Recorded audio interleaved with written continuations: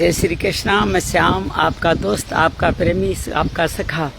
आज हूँ हमारे जन्मभूमि तीर्थ स्थल पे, जहाँ पे हम लोग कल हमारे इस पीछे जो दिखाई दे रहा है इस खेजड़े के आगे सत्संग भवन का शिलान्यास माता पिता की कृपा से उन्हीं के द्वारा किया जा रहा है। मैं अभी इस नेहरू पार्क में, यहाँ मेरी योगा मेट है, यहाँ अभी मैंने करीब 1.5-2 घंटा बहुत सुंदर वातावरण में साधना की। हालांकि मैं थोड़ा विलम्ब हुआ कि दिनचर्या गांव में आके थोड़ी बदली, लेकिन ये पूर्व दिशा की ओर मुँह करके चारों तरफ ये जी इस हरियाली को देखते हुए जो साधना करी बहुत अद्भुत हुई।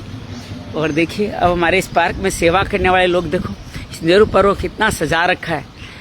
ये जीवन में पता नहीं कुछ और करते होंगे, लेकिन आज देखो ये पूरे पेड़ों की रोज कटाई छटाई करते हैं। ऐसे करते हैं जैसे मानो कि अपने बच्चों को निहार रहे हो, संवार रहे हो, ऐसा कार्य कर रहे हैं। भाई जी रोज आते हो? बिल्कुल। वाह वाह, रोज करते हो? 365 दिन। वाह वाह। कचरा एक भी नहीं मिलेगा, एक भी कचरा नहीं है यहाँ। झाड़ू निकाल भी होती है, भागवत भी होती है, खराब भी होता है। हाँ हाँ, सही भी हो जाता है। हाँ, शादियाँ भागवत में बहुत खराब होता है, मैंने देखा है। हाँ, लेकिन फिर भी सही हो जाता है। फिर भी सही हो जाता है। बहुत बढ़िया। एक बार नाम बता दो अपना। बाबूलाल नाई। बाबूलाल जी, जो हमारे यहाँ सामने इनकी दुकान है, सबका वहाँ भी 25 साल से वहाँ भी लोगों की क्लीनिंग करते रहते हैं, और यहाँ भी वही काम कर रहे हैं। इस पार्क की क्लीनिंग करके इसको सजा सवरा के बना रखा है। देखिए आप, सबसे ज्यादा योगदान है मानमल जी शर्मा, जो हमारे नगर पालिका अध्यक्ष थे। बहुत बढ़िया। रजत आसोपा जो हमारे पार्षद है उनका था। तो वो है राजकुमार राजू सोनिया। मुझे पता है, मेरे को उन्होंने फोन किया था इसमें थोड़ा बहुत सहयोग लेने के लिए। मुझे उन्होंने फोन किया था। सबका है। एक वो गुरावा भी थे, और उनके गुरावा थे ना, एक वो भी लड़का था, राजू नाम था। क्या नाम? राजू नाम था। वो भी सभी का योगदान, सबने मिलके पूरे बाहर से मिलके इस पार्क को इतना सजा। देखो यहाँ पे जिम भी लगा हुआ है, और यहाँ बड़ा सुंदर तरीके से सजाया है। ये पीपल के पेड़ देखो, 1 2 ये पीपल के चारों तरफ पेड़ इतनी सुंदर। 84 पेड़। ये भैया कहते हैं बाबूलाल जी कहते हैं 84 पेड़ है यहाँ पे। बाथरूम की वगैरह व्यवस्था नगर पालिका से, यहाँ पे ट्यूबवेल भी हुआ है, लाइट भी है। मतलब पूरे डूंगरगढ़ प्रांगण में ऐसा कोई पार्क तो है नहीं भाई जी। पूरा डूंगर डिमांड करता है पार्क। अभी हमारे एमएलए साहब ने घोषणा करी कुछ एक बड़ा पार्क बनाएंगे, और जब बनेगा तब तक तो यही पार्क है जो बहुत अद्भुत देखो मेंटेन है। जबकि यहाँ पे शादी ब्याह होते हैं, यहाँ कथाएं होती हैं, रात को लाइट भी लगी हुई है, रात को भी लोग घूम सकते हो। पूरा यहाँ पे बना हुआ है आपका, ये पूरा पाथ बना हुआ है जिसमें आप घूम सकते हो। तो बहुत अद्भुत है साहब, आपकी सेवाओं को नमन है। और ये गाँव के प्रति जब हम ऐसा भाव बना के रखते हैं ना, तो बहुत अद्भुत कार्य होता है। सही बात। तो आज मेरा सौभाग्य है कि मैं आज अपने इस नेहरू पार्क, जहाँ मेरा बचपन बीता, जहाँ मैंने बहुत क्रिकेट खेली है, जहाँ अनेकों अनेक गेम खेले हैं, जहाँ मतलब 15 साल जीवन के बिताए हैं, वहाँ पे हम लोग यहाँ हैं। पहले यहाँ 4 क्यारियाँ बनी होती, बीच में एक फवारा लगा होता था गोल गोल का, और ये चारों तरफ 4 दरवाजे हुआ करते थे। अब इसकी दरवाजों को, दीवारों को बड़ा कर दिया। ये देखिए यहाँ पे देखिए बड़ा सुंदर दृश्य है। हमारे किन्हीं साथियों ने यहाँ पक्षियों के लिए लगाया है। ये देखिए पक्षियों का दाना चुगने का स्थान लगाया गया। और ये देखिए यहाँ पे मोर वगैरह है। ये हमारे कुआं है, यहाँ पे प्याऊ है उसके हिसाब से देख रहे हैं। इधर ही सावनिया कुआं भी है। तो ये आप देख रहे हैं, हम लोग आज इस पे भ्रमण कर रहे हैं, और आज इस कार्य को करने में बड़ा आनंद आया। आज यहाँ मन था कि यहाँ बैठ के इस पार्क की पूरी ऊर्जा जो बचपन से महसूस करते हैं, उसको दोबारा लालची बन के उस ऊर्जा को मैं ले लूँ। तो उस ऊर्जा को लालची बन के लेने का सौभाग्य करने के लिए। अच्छा, पुष्प लगे हुए हैं। अरे वाह वाह, देखिए यहाँ भैया कह रहे हैं, यहाँ देखो इसमें बड़े सुंदर पुष्प लगते हैं। और ये ऐसे अलग अलग तरह के पेड़ हैं इसमें। 84 पेड़ अलग अलग तरह के हैं आपके। हाँ देखिए कितना सुंदर पुष्प लगा हुआ पेड़ आप दिखाई दे रहे हैं। हम अपनी मातृभूमि में जाके कुछ ऐसा क्यों नहीं कर सकते?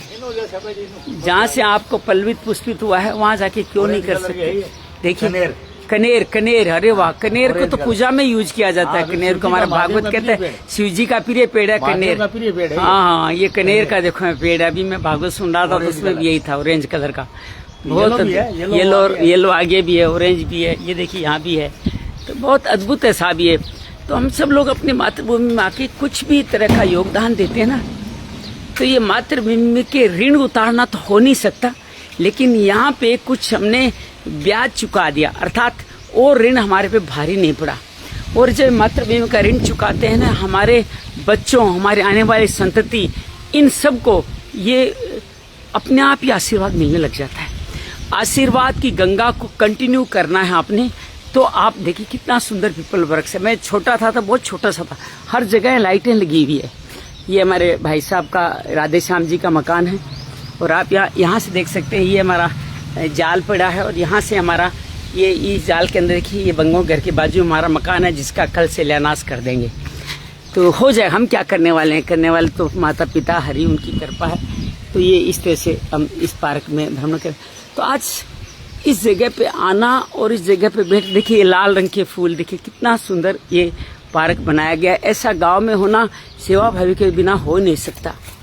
ये देखिए ये हमारा यहाँ से मैं आपको अपना घर दिखा पा रहा हूँ जहाँ पे हम लोगों को उधर आगे देखिए एक हमने शिलान्यास के लिए गड्ढा खोद रखा है और हमारे ऋषि जी वहाँ खड़े। आ रहा हूँ भाई। तो इस तरह से पार्क का कार्य संपन्न हो रहा है। तो इस तरह से अद्भुत रूप से इस पार्क को बच्चे देखो यहाँ खेलने आ रहे हैं, घूमने आ रहे हैं। इतना सुंदर मौका, बैठने की जगह, पानी की अलग अलग जगह पाइप लगी हुई, बहुत सुंदर विकास सब लोगों ने मिला। यहाँ एक प्याऊ है, इस प्याऊ में लोगों को ठंडा पानी हर वक्त मिलता है। जिनके घर फ्रिज नहीं है वहाँ से शुद्ध पानी ले जा सकते। ये देखिए यहाँ पे जिम का लगा है, बच्चे खेल रहे हैं, सब कुछ कर रहे हैं बहुत अद्भुत तरीके से देखिए हैं। हाँ ये बड़ा सुंदर अद्भुत मौका है। आप और हम सब अपने घर के आसपास अपने जीवन में कुछ प्रकृति के साथ कुछ खेले, प्रकृति को संरक्षण करें और कुछ ऐसा कार्य करें जिससे प्रकृति आगे बढ़ के हमारे साथ बने। हमारे साथ पवन बरोड़ी जी उन्हें वो बड़ी सेवा भाई व्यक्तित्व है, वो भी इसी तरह अपने गांव में अपने क्षेत्र में इसी तरह का सेवा कार्य करें तो बहुत आनंद आ जाएगा। साथियों आज मैं भी यहाँ बैठ करके इस योगा मैट में बैठ करके यहाँ पे 1.5-2 घंटा मैंने अपना योगाभ्यास किया और योगाभ्यास के दौरान भागवत कथा का श्रवण चल रहा था। क्षमाराम जी महाराज के द्वारा कोरोना काल में 155 दिवसीय भागवत कही गई। ये विश्व के साथ रिकॉर्ड होगा 155 दिवसीय भागवत, वो भी 2.5-3 घंटे के आसपास की।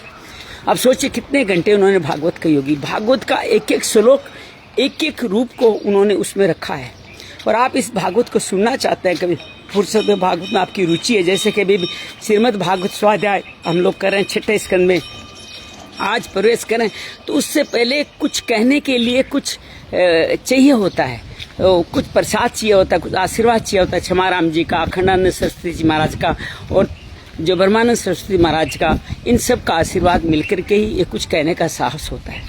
ब्रह्मानंद जी सरस्वती महाराज जो भी सादड़ी राजस्थान में शिव कथा कर रहे हैं, उन्होंने तो एक अद्भुत प्रयास किया, वर्ल्ड में शायद पहला ही प्रयास होगा।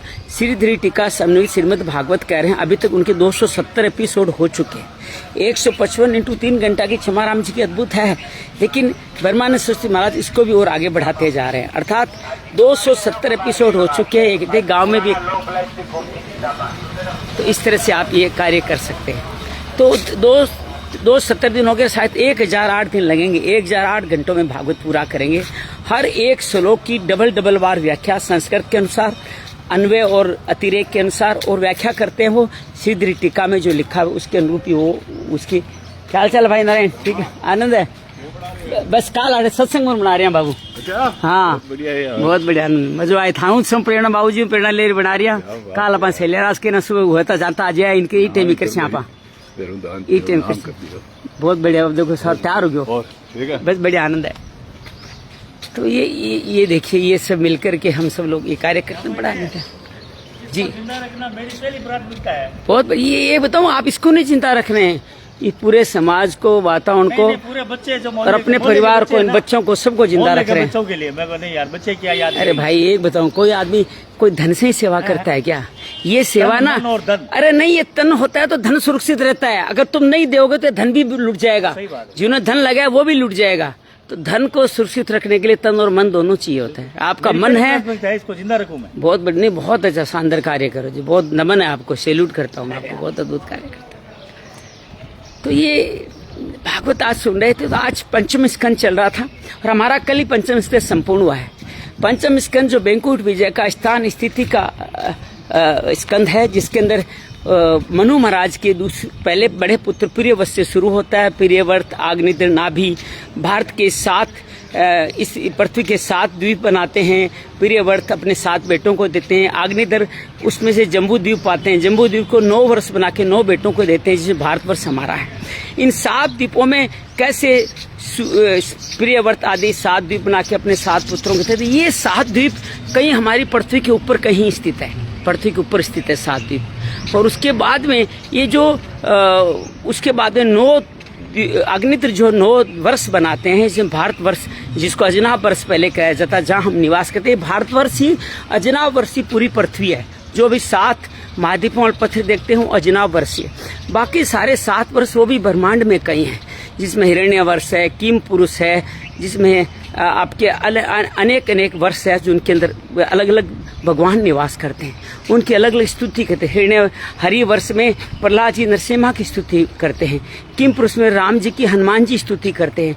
ऐसे अलग अलग जगह में एक में वराह के अंतर्गत भगवान महापृथ्वी उनकी करती है, और हमारे इलावर्त में भगवान शिव जी संकृष्ण भगवान की स्तुति करते हैं। बहुत अद्भुत है साहब ये खगोल विज्ञान का वर्णन, फिर सूर्य की गति, सूर्य का वर्णन, अलग अलग नक्षत्रों का वर्णन, कैसे अलग अलग नक्षत्र बने हैं, जो 7-11 नक्षत्र हैं उनके अलग अलग बनाए गए, अलग अलग ग्रहों के ऊपर नक्षत्र, चंद्रमा, फिर अलग अलग ग्रह ऊपर क्या क्या स्थान है, कैसे परिक्रमा करते हैं, कैसे वर्ष बनता है, वो सारा वर्णन इसमें किया गया है। सबसे पहले शुक्र है, फिर बुध है, फिर मंगल है, फिर बृहस्पति है और फिर शनि है, और उसके बाद में राहु और शिशुमार चक्र का भी वर्णन है, ध्रुव है, सप्तऋषि मंडल का जिक्र है। ये सारा खगोल भूगोल विज्ञान के जिक्र के बाद में पाताल का भी वर्णन है। 7 पाताल, अतल, वितल, सुतल, तलातल, महातल, पाताल, इन सब का वर्णन है। कहाँ कैसे उसमें अंदर बलि रहते हैं, आपके रसातल में बलि रहते हैं, मई दानव रहते हैं, तक्षक आदि रहते हैं। वो पाताल के नीचे संकर्षण भगवान रहते हैं, जहाँ जिनके 1000 फनों पे पृथ्वी राय के समान रखी हुई है। संकर्षण भगवान की स्तुति बहुत अद्भुत है, जो नारद जी तुमरू के साथ ब्रह्मा की सभा में करते हैं। संकर्षण भगवान हम सबको आधार देते हैं। कहते हैं भगवान का एक साक्षात संपूर्ण रूप है अनंत भगवान, जो हमेशा इस पृथ्वी को अपने सर पे लगे रखते हैं। और उसके बाद में इस संकर्षण भगवान के बाद हमारी कर्म गति जो अलग अलग है, रजस तमस सत्व के आधार पर जो हम कर्म के भेद स्वभाव के साथ करते हैं, उनके हिसाब से हमें अलग अलग तरह के नरक मिलते हैं। ये नरक कहते हैं कि दक्षिण में, इस पृथ्वी के दक्षिण में जल के ऊपर जहाँ पितरलोक है वहीं पे स्थित है। अर्यमा पितरलोक के देवता और यम यमराज के देवता। अर्यमा और यम दोनों एक से ही हैं, कई बार दोनों एक दूसरे कार्यभार भी संभालते हैं। वहाँ पे जैसे जैसे हम कर्म करके जाते हैं, हालांकि हम जो कार्य करते हैं उसका फल हमें मानसिक स्तर पे, शारीरिक स्तर इस जन्म में भी भुगतना पड़ता है। आप अगर गलत कार्य कर रहे हैं तो आपका मन आपका साथ नहीं देगा। आपका व्यवसाय में, आपके बिजनेस में, आपके व्यवहार में आपको कहीं की मलिनता दिखाई देने लग जाएगी, न्यूनता दिखाई देने लग जाएगी। उस न्यूनता से अगर दूर होना है तो हम सबको मिलकर के अपने जीवन के अपने कार्य को सुधारना पड़ेगा। गुणा गुणेशु वर्तनता ध्यान रखते हुए तमस रजस सत्व से ऊपर उठना होगा। ये हटेंगे तो कर्तृत्व भाव नहीं होगा, भोक्तृत्व भाव नहीं होगा, और हम सब लोग बिना कर्म फल के आगे जा पाएंगे। लेकिन अगर कर्म कर रहे हैं तो पाप कर्म के आधार पर नरकों की यात्रा और पुण्य कर्म के आधार पर स्वर्ग आदि लोकों की यात्रा। जब पाप पुण्य क्षीण हो जाएंगे तो हमें इस धरती पे दोबारा आना होगा, और इनसे अगर मुक्ति पाना है तो ये निवृत्ति मार्ग पे चलना होगा। प्रवृत्ति मार्ग, निवृत्ति मार्ग, बिना कर्तृत्व भाव के, बिना भोक्त त्यागा शांति अनंतरम, सब फलों का त्याग करते हुए आगे बढ़ेंगे तो भगवान की प्राप्ति होगी।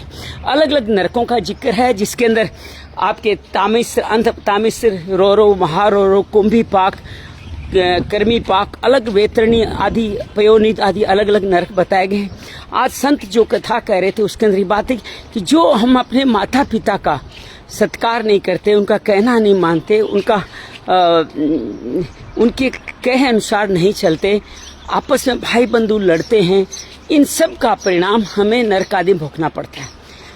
दूसरे की धन, स्त्री का भोजन हो या मांस भोजन हो, या जीवों को कष्ट देना हो, या घर में कुत्ते गधे आदि पालना हो, इन सब का अंत हमारे जीवन में इन नरकों की यात्रा के रूप में होता है। कहने का तात्पर्य, जिन जिन जीवों को जैसी तकलीफ दे करके हमने धनार्जन या जीवनोपार्जन किया है, उसका वही जीव वही इस जन्म में भी और अगले जन्म में भी हम सबको दुख तकलीफ देने वाले नरकों में भी हमारी यात्रा उन्हीं के कारण होने वाली है। उन नरकों की यात्रा से बचना है, चलना है तो अपने जीवन को सुधारना होगा। महाराज जी ने आज बहुत सुंदर एक कहानी सुनाई कि एक 7 भाई थे, हम भी 7 भाई हैं। माता पिता, हमारे पिताजी अपनी, हम सब के लिए आपके लिए एक संदेश दे रहा हूँ। हमारे पिताजी उस जमाने में, ये बात होगी सन 1900 मेरे ख्याल से 70 या 80 की होगी, 70, 76, 80 की होगी, आप उससे पहले की होगी। उन्होंने पूरी ज़मीन जो उनके नाम पुश्तैनी थी, हमारा मकान, अपनी श्रीमती के नाम कर दिया। उनको लगा था कि मेरी उम्र में 8-10 साल का फ़र्क है, मैं पहले जाऊंगा, तो श्रीमती जी के नाम उन्होंने वसीयत कर दी। और श्रीमती जी से वापस बाकी सब बेटों को अलग अलग संपत्ति दे दी थी। छोटा मकान मेरे और छोटे भाई नारायण के नाम उन्होंने वसीयत करा दी। तो उस ज़माने में उन्होंने इतना सा सब कुछ सेट किया, सबके हस्ताक्षर आदि करके। उस ज़माने में आज तक मैं अपने जीवन की वसीयत नहीं बना सका, और शायद आपने भी नहीं बनाई है। इससे बचे। अपने जीवन में अगर आप चाहते हो आपकी संतति आराम से जीवन जिए, तो उनके नाम जो भी आप देना चाहते हैं उल्लेखित करके जाएं। जमाना बहुत अलग तरह का है। तो आज क्षमाराम जी महाराज कह रहे थे कि एक ऐसे भाई पिता वसीयत नहीं लिख के गए, सातों भाई लड़ाई झगड़ा करने लगे, बहुत सारा जंग कोर्ट कचहरी तक होने लग गया। उसी दौरान छोटे भाई की, सबसे छोटे भाई जो सबसे ज्यादा बोलता था कि मैं सबसे छोटा हूँ, मेरे को ज्यादा अधिकार मिलना चाहिए, ज्यादा मांग करता था, उसकी पत्नी आई। पत्नी सुशीला थी, अपने पिता से बहुत अच्छे संस्कार लेके आई थी। जो उसने सुना कि पूरे घर में, उसको आश्चर्य हुआ कि हमारे घर में सब भाई बंधु सब एक दूसरे सब कुछ त्यागने को तैयार है, या सब कुछ एक दूसरे से छीनने के लिए, एक दूसरे का बुरा करने के लिए भी तैयार बैठे हैं। अपने पति को कहती है कि आपने अगर इस संपत्ति में से कुछ भी मांग करके, जीत करके भाइयों की इच्छा विरुद्ध लिया, तो मेरे हृदय में एक ऐसा फोड़ा हो जाएगा जो मुझे जीवन भर मेरे को तकलीफ देता रहेगा। अब आपको लेना है तो ले लीजिए। कहीं न कहीं छोटे बेटे के मन में भी भगवान का भाव था। और जो पति सुशीला ने कहा, तुरंत जाकर के अपने उसने भाइयों को कहा, भाई, बड़े भाई साहब, मैंने बड़ी गलती की, आपसे बड़े मेरे पिता समान हैं, मैंने आपसे कुछ मांगा वो गलत किया है, आप प्लीज़ मेरे को कुछ नहीं चाहिए, आप जो देना हो दीजिए, मुझे सब मंजूर है। भाई इतने प्रसन्न हुए, गदगद होकर छोटे भाई गले लगाया, कह नहीं तू छोटा, तो सब जो देना हो ले। कह नहीं भैया, मैं अब नहीं लूँगा, मुझे इस धन में नहीं, जो आपको सामर्थ्य जिसके हिसाब से करना है वैसे कर दी। और भाई सब इतने प्रेम से रहे। उसके बाद उन्होंने बंटवारा ही नहीं किया। उसी घर में एक ही चूल्हे में उस सुशीला छोटी बहू के माध्यम से सारा परिवार एक हो गया और एक साथ बने रहे। अगर भाइयों के साथ संपत्ति विवाद करते, अपने अगर पिता की भावनाओं को कष्ट, जब ये भाई लड़ते हैं ना, भाई बहन, पिता माता की आत्मा जिस पितृलोक में होती है, उनको लगता है कि जीवन में उनके बेटे उनके लिए उचित कार्य नहीं कर रहे हैं, और वो बड़ी अप्रसन्न होती है, बड़ी तकलीफ होती है। हम सब मिलकर के इस बात को समझें, जानें, अपने भाइयों आपस में प्रेम रखें, समाज में प्रेम रखें, अपने ब्राह्मण वर्ण का, वैदिक धर्म का पालन करें, बच्चों को अच्छे संस्कार दें। ऐसे जो पार्क बना हुआ है, ऐसे पार्क का सुंदर पर्यावरण की रक्षा करें। आसपास यहाँ देखिए पारिक भवन भी बहुत सुंदर बना हुआ है। ये पारिक भवन बहुत सुंदर, इसके पीछे मैत्री भवन बना हुआ है, और इधर हमारा सत्संग भवन, तीनों एक सीधी रेखा में हो जाएंगे। तो बहुत अद्भुत कार्य यहाँ पे होने वाला है। हम सब मिलके कि अगर हम इन रुपयों को अगर हम समाज में या जो अर्जन का विसर्जन नहीं करेंगे, होगा क्या? इन रुपयों के माध्यम से जो भी आप सामग्री खरीद के लाएंगे, वो सामग्री आपके जीवन में, भले ही आपके जीवन में कुछ पुण्य कमाएं, आप उसका आनंद ले लें, कोई बड़ी गाड़ी ले आए, लेकिन अंतोगत्वा ये जब विसर्जन सही जगह से नहीं हुआ, तो ये सारा का सारा पैसा आपके जीवन में कहीं न कहीं किसी नरक के रूप में आगे आने वाला है। भाइयों के बीच प्रेम रहे, पुत्र पुत्र आदि के प्रेम रहे, वृक्षों की रक्षा करें। आप घर में गौशाला आदि में गाय का पालन करें। गाय का ही पालन क्यों करें? बाकी जानवर नहीं है क्या? अरे भाई, हमारे ग्रंथों में लिखा हुआ है, भागवत रामायण, जब भी भगवान का अवतार हुआ, गाय नहीं जाकर के भगवान से प्रार्थना करी कि पृथ्वी पे कष्ट बढ़ गया है, और गाय और पृथ्वी एक ही स्वरूप है। तो अपनी मातृभूमि का, अपने गौ माता का अपन कुछ कर पाए तो जीवन का बहुत बड़ा कल्याण हो जाएगा। हम सब मिलके जीवन में इन नरकों की यात्रा करने से बचें। हम सब लोग जीवन में रहते रहते ही अपने लिए उस शांति का, उस आनंद का सर्जन करें कि जीवन में कोई समस्या ही कभी नहीं रहे। तो बस आज गांव के इस पार्क से आपके साथ में ये बात कहने का मन भाव था। ये नेहरू जी की मूर्तियाँ बड़े, हम इसके ऊपर चढ़े हैं और बड़े यहाँ पे किया। हालांकि ये मूर्ति लगभग अब खंडित सी हो रही है।